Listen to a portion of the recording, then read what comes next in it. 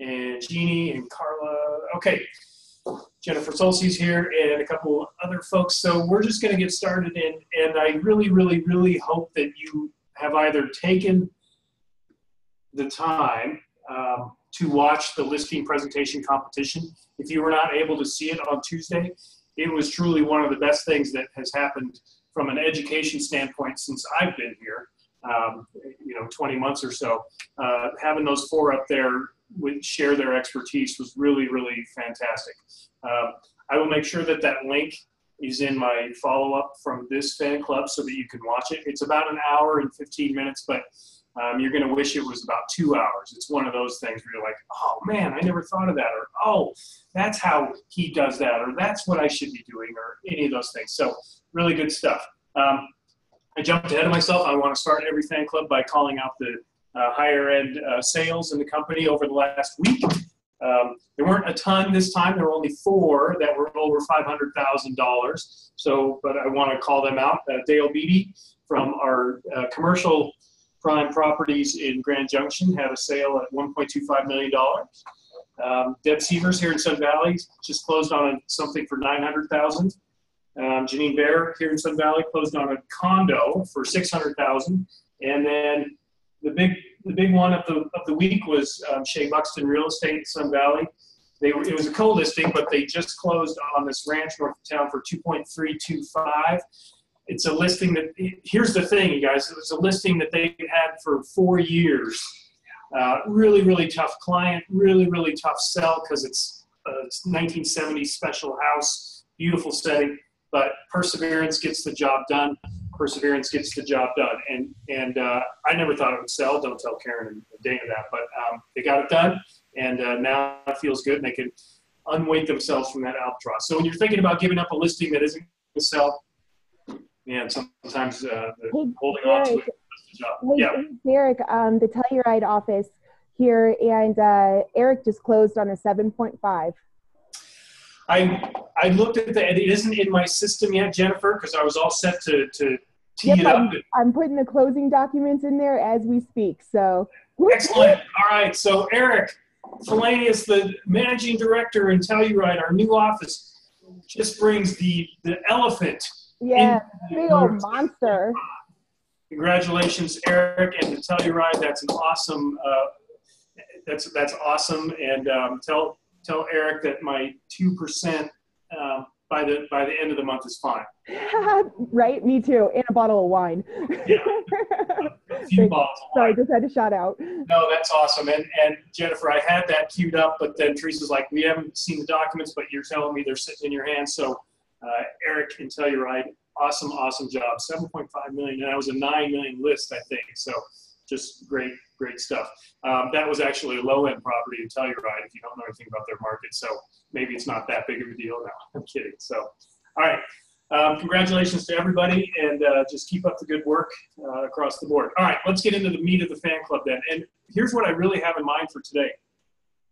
I want you all to I've got the bones of a training manual started, but I don't have the flesh on it, or the muscles, or the clothes, or the skin, or the hair, or the makeup, or whatever.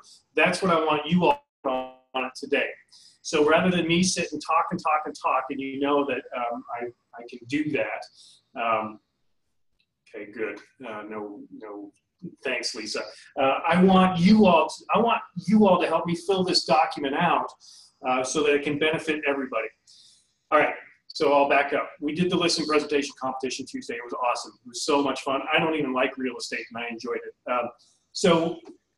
But we want to spend a few fan clubs talking about each of the steps that these 4 agents who list the heck out of things do, and the different approaches, so that we really unpack everything they talked about. We're going to start with the pre-listing presentation, if you will. That's what I'm sort of thinking about today. Is you heard all 4 of them, and Kelly didn't talk about it quite as much, but Robert, Christy, and Stephanie were very clear about the work that goes into their listing presentation before they even show up at the house. Okay, the things they send, the things they prepare, the things they talk about with the client, all in hopes of building rapport and making the listing presentation just a formality at that point, because they've done so much good work on the front end. that you would have to go in with spinach in your teeth, mountain biking scars on your forehead, Steve, to lose this listing presentation. That's what we want this pre-listing thing to do. Okay, so I'm going to share my screen. I've got this document set up, and it doesn't have much on it, and that's the whole point. I am not the sage. I want all of us to fill this in, to debate a little bit about it, to tell us best practices or things that don't work. And by the end of today, I hope to have a good document that will benefit everybody. Okay, so sharing screen. I don't know why I always sing when I say that. That's not what I want. I want this. Yep, see how quickly that pops up? That's great. Hey. Okay, you should be seeing this Word doc. Bob, give me a thumbs up. You're first on my screen here. You see this Word document called Things to Do Leading into the Listing Meeting? Yes? Okay, I know I can see it, so I'm going to move forward as if everybody can see it. Okay, I've got about 5 or 6 things that I heard Christy, Stephanie, and Robert especially talk about that they do, so I put those up. Send a pre-meeting questionnaire. I've never heard of that before, but that's what Christy does. Send a CMA, comparative market analysis. Send your listing presentation, either hard copy or via email. Send a global luxury box, as you saw Robert do. Do homework about the customer. Make it easy, elegant, professional from the very get-go. And the other one is send a sales listing snapshot of your work. Contact before the meeting to confirm the time and place. And then at the end, we have some questions to consider. Okay, these are in no particular order. It's just sort of how my brain was working this morning. And so here's what I want us to do is I'm gonna introduce the topic, send a pre-meeting questionnaire. We can talk about the pros, we can talk about the cons, and I'm also gonna type out any ideas that aren't pro and con, but ways to do this. If you recall, Christy said she sends out a questionnaire about the house, about their expectations, all of these things via email for them to fill out. And I think send back to her would make sense. Okay, so does anyone out there in our group do this? Send a pre-meeting questionnaire. If you do, how does it work? If you don't, why not? What are the pros, what are the cons? Someone help me with this.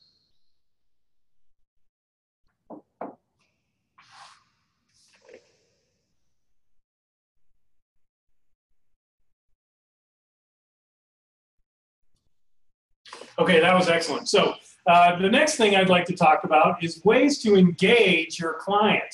One of the ways apparently is not to share a screen, but instead maybe to get in their face a little bit and say, okay, I don't know the answers here. I need you all to tell me these things. If you've never done it before, pretend that you do and be an expert. You'll run the show here. Godfather, do you do this? Do you send out a pre-listing questionnaire to your people? I do not, but I will, certainly. Why?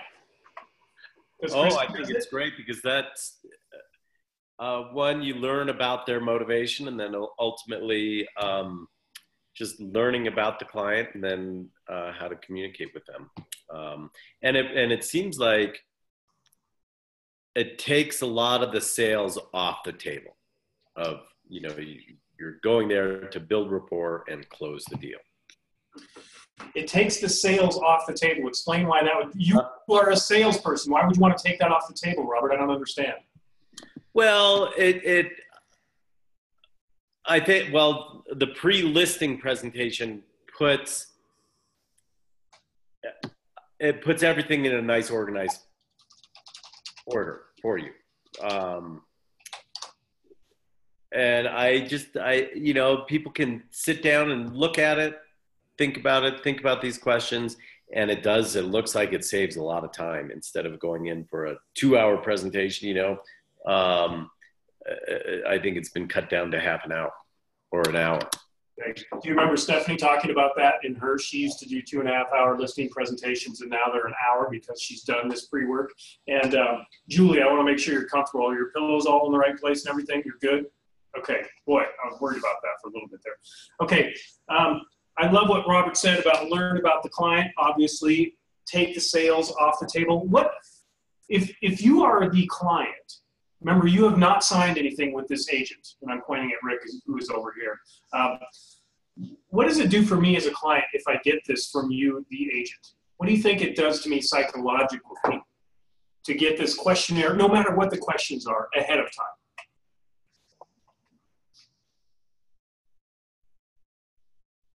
What does it do to me in the way I think of you, in the way I think of real estate, in the way I think of my home? How is it impacting me psychologically? Well, you're getting more attention. Meaning what? That you know your broker is jumping through more hoops and Okay. giving you a little more personal attention. Thanks, Karen. So personal attention. You're putting them in the right frame of mind too. You know, you're setting the stage, you're kind of taking control, if you will, instead of just being somewhat haphazard. Okay, setting the stage, taking control, setting the stage. I like that. I really like what you said, Robert, about take the sales out of it, setting the stage and taking control.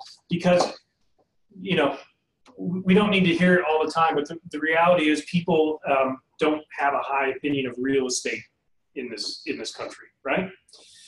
When you try to very hard at the outset to establish that you are a person who cares about them and this transaction and this enormous thing that you're about to embark on together, that changes the dynamic of real estate agents, right? It makes you seem like a person that cares a lot about this thing, not just the home, not just the commission, because that's what everybody thinks you care about. You're driven by the bottom line. This says, so the answer I was hoping, and I kind of heard, is like, it tells me, the client, that you care about me first and foremost. Okay, which is so important. At Tom Ferry, and someone could be more articulate than I was, one of the speakers, Tiffany Bouvet, not Bouvet, I forget her last name. She spoke about the experience trumps price, it trumps the sale, whatever. The experience the customer has trumps everything. When they think back 4 years from now about that transaction, they're not going to remember the price or how much commission. They're going to remember the experience. So when you, wow, awesome. You guys unmuting and making this sound crazy? I'm going to mute you. When you front load it, I think you're adding to the experience because you're saying, I care about you. Because this questionnaire shouldn't be about, okay, how many bedrooms? What do you think the price should be? When did you last sell it? I mean, you need to know that stuff, which you can get from your MLS or your local assessors. This should be about the person and the home, because truly, in most of these transactions, the home is another character in their lives, right? Okay, just for gets and shiggles, what are some cons to doing this? Has anyone run into anything that is like, oh, it backfired, or I don't do it because I thought of it and this is why I don't do it? Any objections to using a pre-listing questionnaire?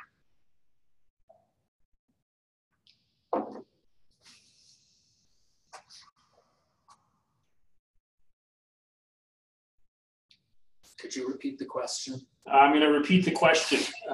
Any objections to using this?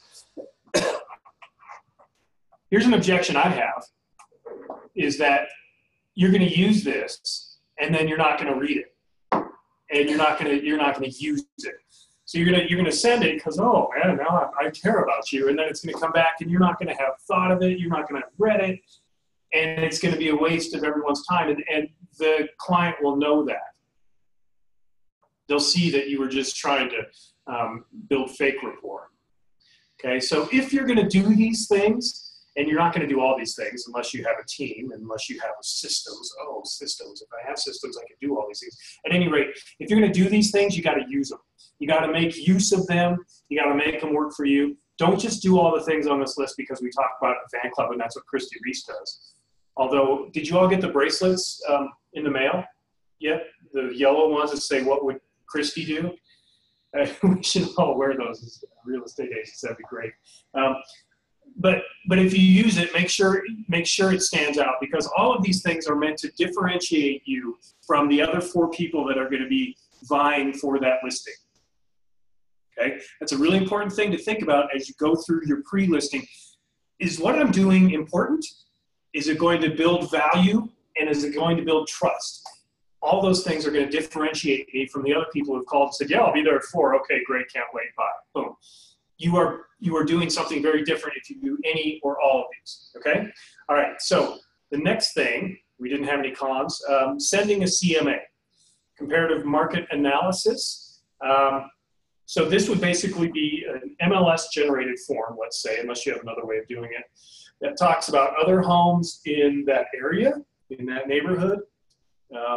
A lot of sort of small towns where neighborhoods don't even really play into it, so maybe in the entire city. What are the benefits of doing this? What are the cons of doing it? What are the best ways to do it? It's a lot of stuff. It can be a lot of pages. So how has it worked or not worked for any of you on the call? Sending a CMA ahead of time. This is Karen. I disagree with sending it ahead of time because I think that the two things the client wants to focus on is commission and the price. And I don't think that that's what we want to lead with. I think we want to go in and not talk about the marketing first, but talk about them first, and then ease into the CMA, particularly in a luxury market where the properties are so disparate. Does that make sense? Well, except for the last word, which is higher than my pay grade, but otherwise it all makes sense. Yes. It sounded like desperate. I know. I'm a disparate character. I'm a disparate man. You're like, oh, that's interesting. Karen, I think our properties are hard to compare, of course. Right, and so a con could be you send this, and people are going to think, well, they already know what my house is going to be worth because they sent this, and they haven't even been in my house. So you can set someone the wrong way there. Great, Karen, thank you very much for that. Let's get a pro to sending who has used a CMA ahead of time. Said, I just want you to look at these things before I get there, so you have a sense of what else has happened in your market or in your price point. Who's done that, and why would you do it again? I've done that. Rick here in Sun Valley's done it. Why? Don't turn the camera. I did it because a couple reasons. One, they were curious. Two, there have been changes in the estate. They needed a series of CMAs for their estate attorney. And so I had to send them two. One and then one 6 months later. Okay. Satisfying a client's needs or curiosities. It can be something that they would appreciate. Absolutely, to see that happening. Hey, Rick, how's it going, bud? So that could be a good reason to do that. Keep in mind, anytime, hey, there he is again. Anytime your client, let's call it client, sorry to be so businessy, receives something from you without you sitting there in front of them, there are cons to that. Whether it's a questionnaire, a CMA, your stats and bio, the major con is that you don't direct the conversation, right? That you are not there to control what they're looking at. Control is probably too strong of a word, but to guide how they're interpreting things. If you send a CMA, they could look at stuff that is like, oh my, I didn't know that. And then you look bad, or it's a bad report or something. So all of these things have that possibility of you losing control of the conversation, right? That's something you need to know about this pre-listing presentation that we're talking about. So anything else about sending a CMA? I heard a couple strong negatives from Karen. Rick's example was very much client-based. I'm not hearing anyone else say that they do it as a standard procedure. Julie and Alan or Lisa, do you know if anyone in your offices do this regularly? Any of your agents that aren't on the call? No, I don't know if they do or they don't. Yeah, so, okay. All right, so that one sort of is probably not something you should put at the top of your list. Okay, next thing is sending your listing presentation. This was super fascinating to me in the call on Tuesday. A couple people do, a couple people don't. But I'm betting that the people that do it every time, and the people that don't never do it. So there's some really strong feelings about sending your listing presentation. And what am I talking about with the listing presentation? I don't know. You all get those 5 beautiful hardbound books that you can send through the mail. You can also send it as a downloadable link from IQO. It lives in there as a link where you could send it and they click on it and downloads. It's 40 pages. So that's 40 pages of them looking at stuff that you don't have control over. But tell me the good or the bad or the ugly or the indifferent about sending your listing presentation ahead of time.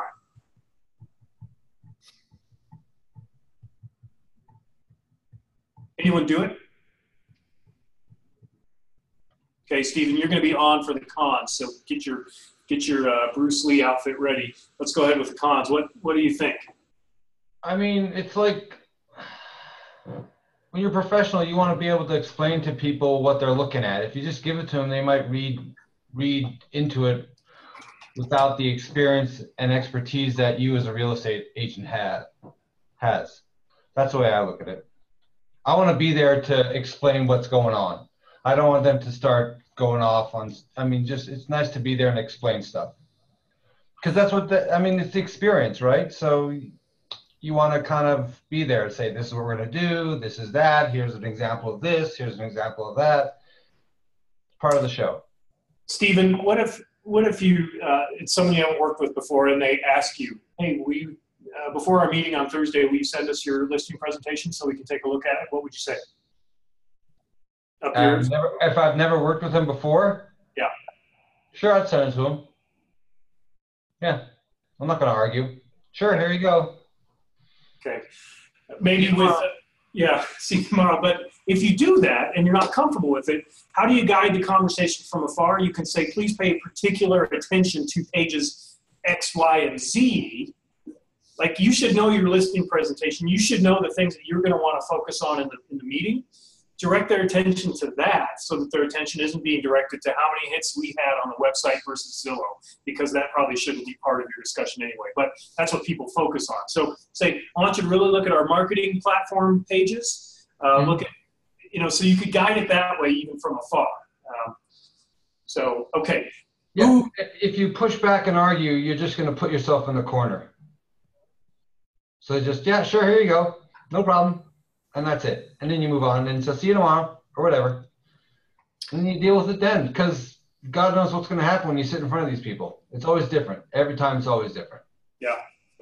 Yeah, you're right. And if I'm probably talking out of 2 sides of my mouth right now. Most people wish I talk out of no sides of my mouth. But, you're running into, you want to say yes, but you also want to say no appropriately. Where's no going to get you? Well, it's going to establish that, like, this is how I do it. This is, I'm not going to send you I appreciate the request. I'd rather be there in person so that I can make sure that you take, I don't know. It shows that you know, and I'm not saying you don't, Stephen, I'm just arguing here. Oh, no. That you know what your plan is and you go by a certain way and you're not going to deviate from that. And that's what has gotten me the success, Mr. and Mrs. Seller. I don't know. Derek, I have some input. It's Karen. Hi, Karen.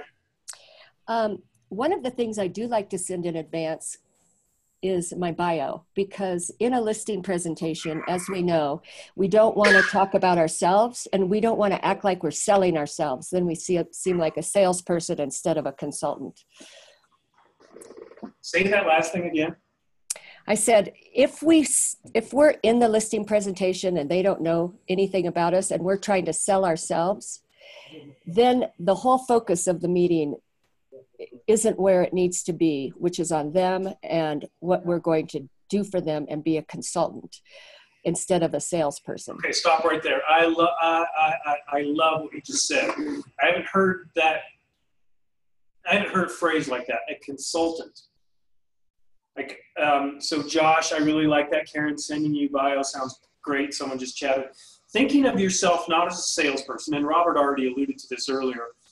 What is your metaphor for who you are and what you do in this business? Thinking of yourself as a consultant, I think just the mindset will put you miles ahead of all the other agents out there who think of themselves as salespeople.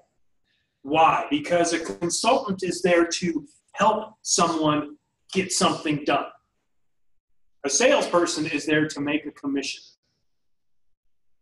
right? And so if you don't have a metaphor for how you see yourself conducting your business every day, think of one. And I think I've talked about this before in one of the fan clubs, but come up with something that the way you do your business, don't call me a salesperson, and you wouldn't say this to anyone, but you think this, don't call me a salesperson, call me a, right? That's a really powerful thing. Karen, thanks so much for bringing that up. All right, so that's a reason not to, because it feels salesy. I want one more reason to send it, because I've only heard this is your listing presentation. Steve sort of said, yeah, if they want it, I'll send it to them, whatever. Someone say, no, you got to. This is why. Because we had 2 people, didn't Christy and Stephanie? Or Stephanie and Robert? 2 of the 4 people we had on there sends their listing presentation ahead of time. That can't be an accident. That isn't just, oh, let's throw crap at the wall. Hopefully, like, those people have systems. So someone tell me why you should be doing this every time.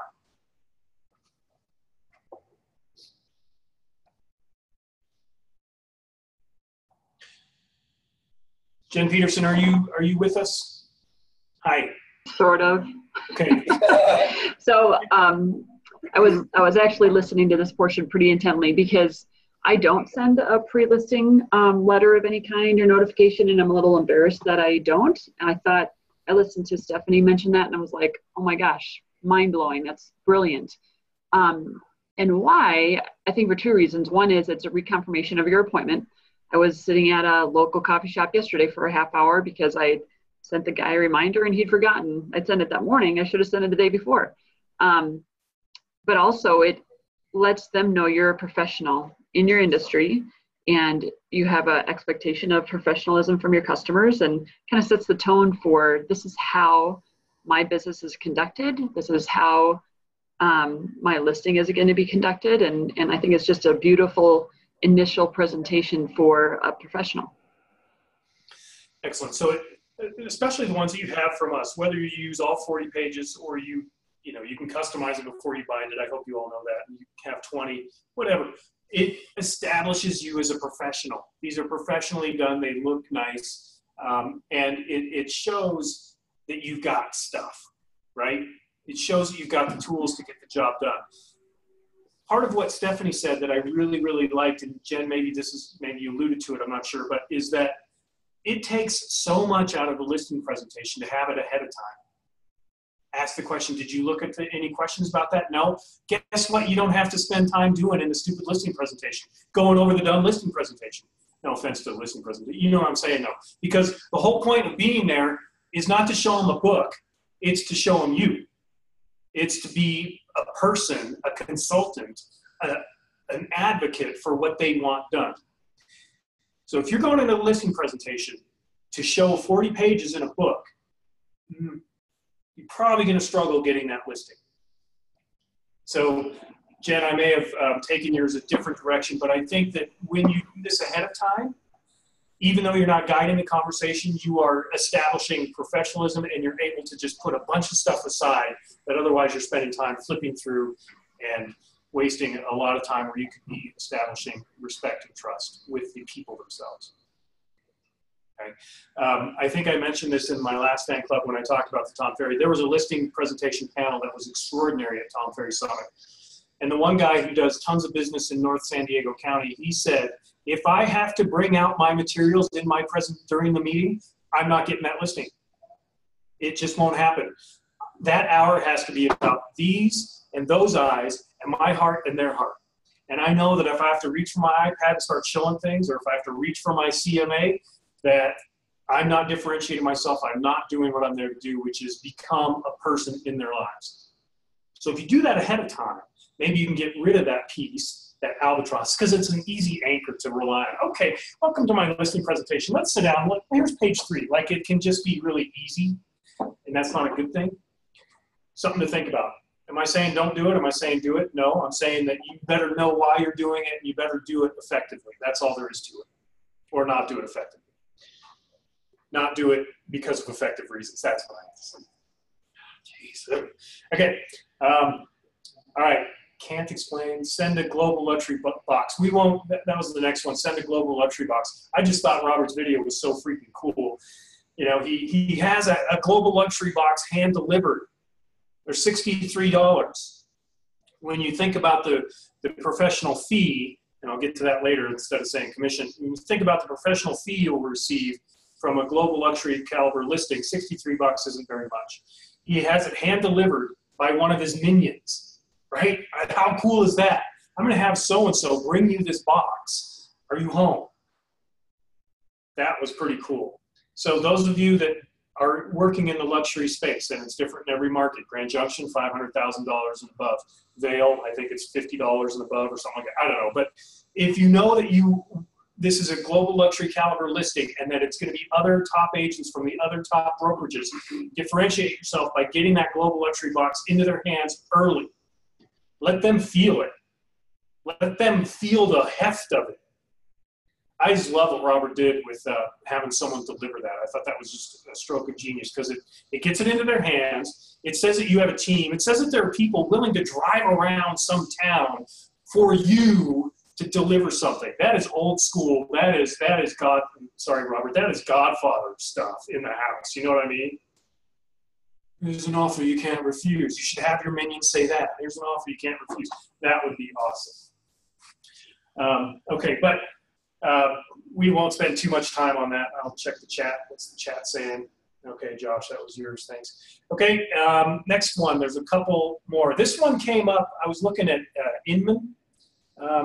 Has a thing on their post about this, about ways to make sure you know as much as possible before the listing presentation. Do your homework on the person, not in a stocky way, but get to know what they do. You'll find everybody's on social media. Type their name in. Make sure they're legit. Make sure that they own the home. Make sure there's no liens on it that you get yourself wrapped up in some weird court case because you took this listing and didn't do your homework. Get out of that before you even get into it. Find out what they like. Find out where they've been. Not because you're going to say, oh, I was on your Facebook and I understand, but you are a professional. You'll find ways to weave it into the conversation and make yourself more sticky because you care about the things that they've done, because you've asked about them. You ask leading questions. If on their Facebook there's never any pictures of travel, don't ask about where they've traveled. If there's lots of pictures of travel or lots of pictures of food, use that to your advantage. Okay, what does it have to do with the listing? What does it have to do with real estate? Nothing and everything. If you're a consultant, if you're an advocate, if you are that person's helper in what they're trying to do, the more you identify with them, the better you're going to be at it, and the more they're going to believe in you. Okay, so do a little homework ahead of time. I said I wasn't going to talk much, but I'm pretty passionate about this one. Any thoughts about this, pros, cons, otherwise, about doing a little bit of sleuthing online, both about the property itself through your local assessor as well as the person through social media? Has anyone done it and had it backfire or work against them because you got caught in a verbal trap of some sort? It's like, oh, I don't know how I do that. I did it one time and found out that the guy had a history of running drugs. So that's pretty good. And so now he's a lifelong You found a new hookup is what you're saying. What's that, Josh? Oh, is that the list? Nothing important. I was just saying, so he found a new hookup is what he's saying. Yeah. I was thinking Josh would say, oh, I have that listing now. Hey, now. Hey. So absolutely do the research. Make it part of your what you're going to talk about without being creepy about it, okay? I don't know why I typed easy, elegant, professional, other than Christy mentioned it as a mindset in her presentation the other day, is that her job is to make, and this goes back to being a consultant, her job is to make the seller's life and transaction easy, elegant, and professional. Stephanie talked about the ease of things. Tiffany at the Tom Ferry conference talked about ease, customization. The customer has to feel like this is easy. And real estate is not easy. So how do you, even in the pre-listing piece, make it easier for them? Here you are up against 4 other people. Might be an interesting mental practice to think, what are those 4 people going to do? And how can I make it easier? How can what I do be easier than what those 4 people, those other 4 listing agents do? Is sending the listing presentation in a downloadable link attachment easy? Maybe. Depends on who it is. If it's a 75-year-old lister, probably not, right? That wants things fast. So how are you making this whole process easy from the moment you start the pre-listing all the way through the transaction? It's a good exercise, and I think, MDs, we could even walk our agents through sitting down and saying, what's easy about the way you do business? And really get them to focus on the things that they do that make things easy for their customers. That'd be pretty fascinating stuff. So that one doesn't really have pros and cons, I don't think, and it's 11:36, so we've got 2 more that I want to jump at. Karen mentioned sending a profile, a bio. I had put on here, send a sales or a listing, send a sheet that talks about you in a couple of ways. You've got your profile, which is your bio, but I really have encouraged all agents to have a 1 page that has notable sales on it. 9 things that you've sold in the last, who cares, 10 cares, but have a list price on there, have your overall production for the last 5 years. I just was helping the Shea Bucks team do this. They've got their sales volume in the last 5 years is $56 million. Okay, and while that might be low for what they really want, I guarantee you that the other agents that they're competing against haven't sent that. And so those people are like, $56 freaking million, that's awesome. Because that number is there. Okay, and then on their 12 sales above $1 million or whatever that they've done in the last couple of years with little photos, address. And so you can put these things together pretty easily, either in your, Josh, I'll get to your question in a second, either in your, in Canva or in PowerPoint or even in Word, you can do this. But you should have some representation of what you have done, because as you've heard Todd say 100 times, people like to play with winners. People like to list with winners. Okay, Robert, great answer. That was going to be mine. Josh Anderson, who's a relatively new agent in Vail, had 1 big sale and 1 sale only, so like 1 million something. Awesome, but that's all he's got. So how do you leverage that? It's a great question, and if you can't leverage your own, you leverage your office. Robert's exactly right. I just sent Julie numbers yesterday. Vail, you guys are over 100% above where you were last year at this time, both in size and in volume. That can be part of your story then, Josh. Instead of one thing, you can, have a few bullet points about the Vail office compared to the Vail market, because you're 5 times ahead of the Vail market. You can have the CVDP numbers. We're about to hit $1 billion in volume this year if we keep it up. So what you're saying is then on your, along with your bio, instead of, sending my personal, I've sold $12, million, you want me to put along with, my 1 sale, use the Caldwell Baker stats then as well? I would say do one or the other. I think putting 1 sale and then relying on Coldwell Banker numbers in there too would look weird. I would say just go with the Coldwell Banker numbers. Why would you list with me? It could say on the back. My office is at, we have so much momentum right now in our office. We're at double our production as last year. Agents in here are crushing it, et cetera, et cetera, et cetera.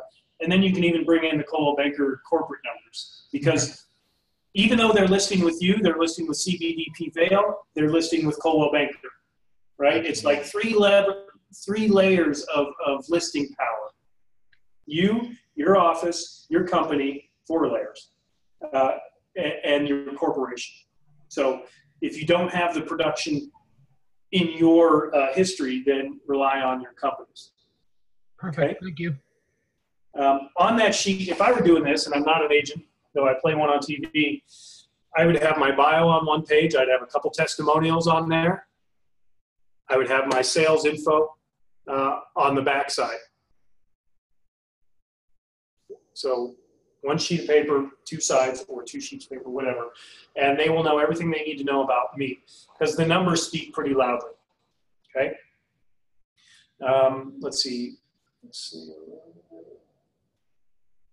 And then the last thing I have is, and Jen mentioned this, so it's a great idea. A real easy touch, not salesy at all, is to reach out the day before and confirm the time and the place of your meeting. Do you have any last minute questions? Because again, you're showing your professionalism. You're making it easy for them. There's nothing worse than 10 minutes before the meeting getting that text. Are we meeting today? Oh, if only I had texted 13 seconds of my life and just done that, they wouldn't have had to ask me. I hate it when people ask me, are we having a meeting? Not because I'm late, but because I didn't confirm that yes, we are. Just do it. It's easy. It's professional. Can't wait to see you. Looking forward to our discussion. You're being a human when you do that. I know it's using technology, but technology is human these days. Okay. All right, a couple of questions I want to know. Does anyone use video in this part of the listing presentation? I do think, who talked about it? Robert uses video.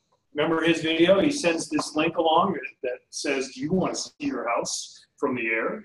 Do you want me to blah, blah, blah? It's a nice minute-long video that shows all the great drone photography and Matterport stuff. Christy uses Bonbon or BombBomb. I never know what it's really called, which is an email video program. She takes 15 seconds to shoot a video, send it, and it goes right to them and plays as soon as they open their email. So we heard from two of the experts that use video. Any thoughts about using video in the pre-listing part of this?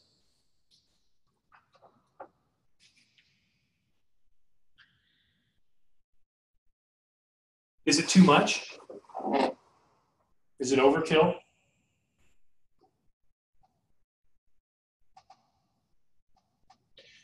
It might be.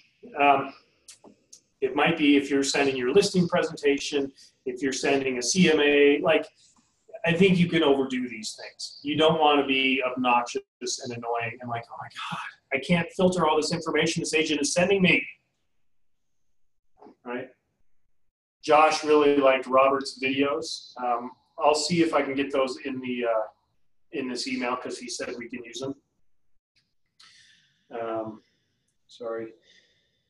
So don't overdo it, but do enough to make sure that they know that you are a player in the listing world.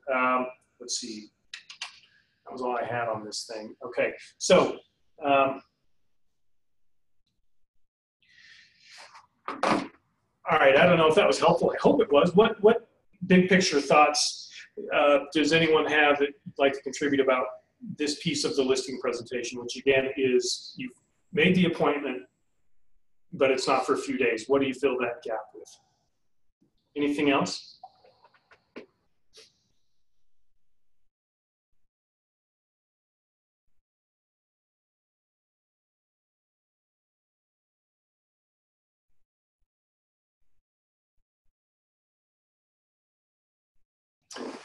One thought I had, and I don't know if someone's done this or if this would just be too self-congratulatory, but if you have a testimonial video from someone, and I really encourage you to get one from a client that you've done a great work with and they just love you to death, will you shoot a little 20-second video for me?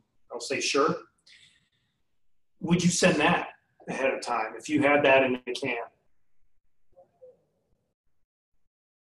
Lots of stuff you can think about doing, but only do it if you know it's going to add value to what you're bringing already. Make your comment.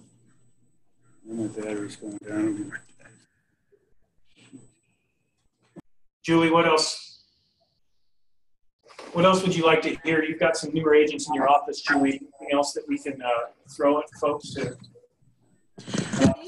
These are all things that we've been discussing, so this is great recap. I like the pros and cons of all of the pieces because I hadn't thought of some of the cons, but I think in general it's great reminder that we're consultants and presenting the most professional face that we can as soon as possible does differentiate us. because there are a lot of agents who don't put much work into their listing presentation. And I think that this can make you stand out in the crowd. And that's the whole point. So finding out how to stand out before you even get into the thing, that's what you're trying to do here, right? So that when you knock on the door with whatever materials you're bringing, they already feel like they know you and you know them. That's really important. Rick. Yeah, Rick. And like in school. Yeah. I was listening to what Karen McCarthy said before about sending her bio, which I always do. And I like to send a follow-up email also with my signature bar, my credentials on it, contact information. So when I do knock on the door, end up at the house, they kind of know you a little bit.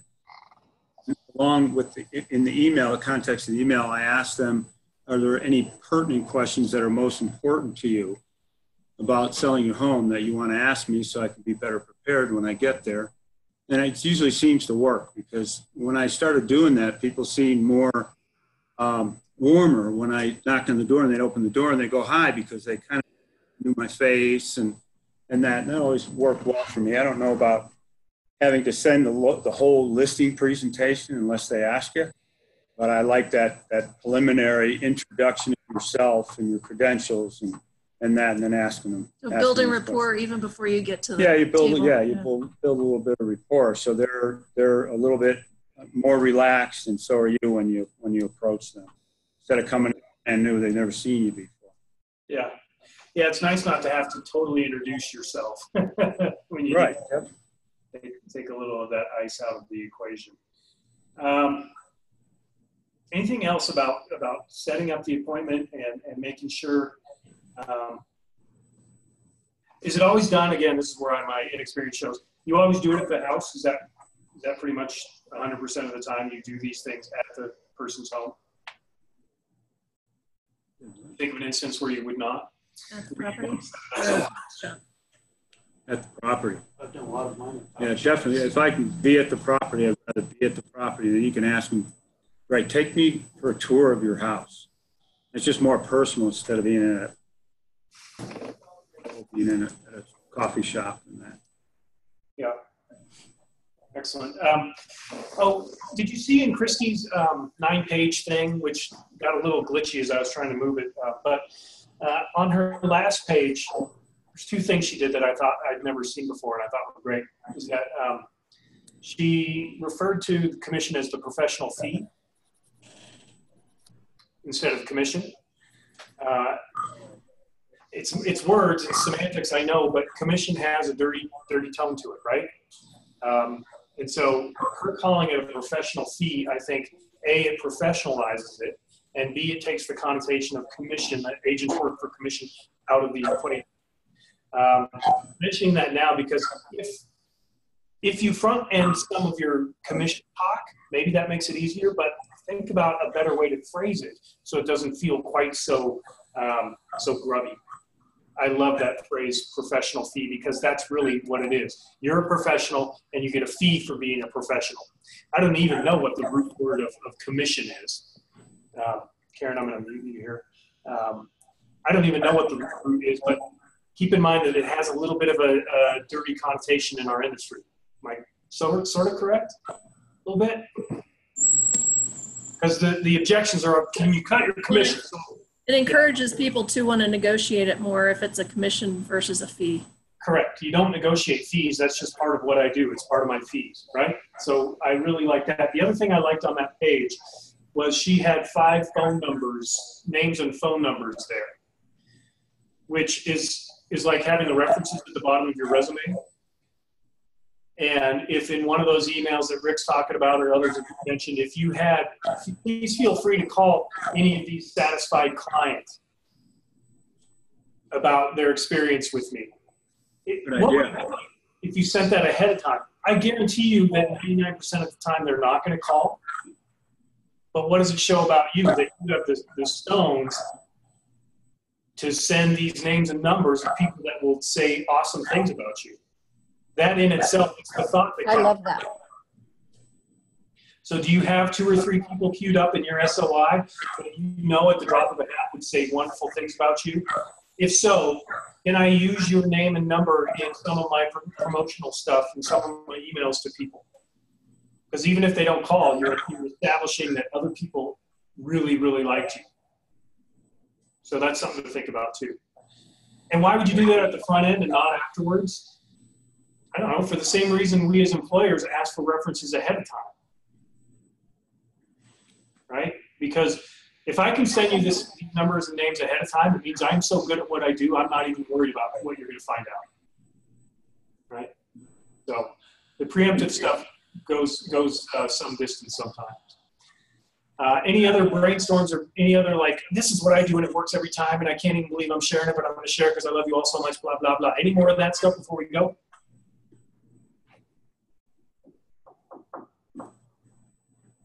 Okay.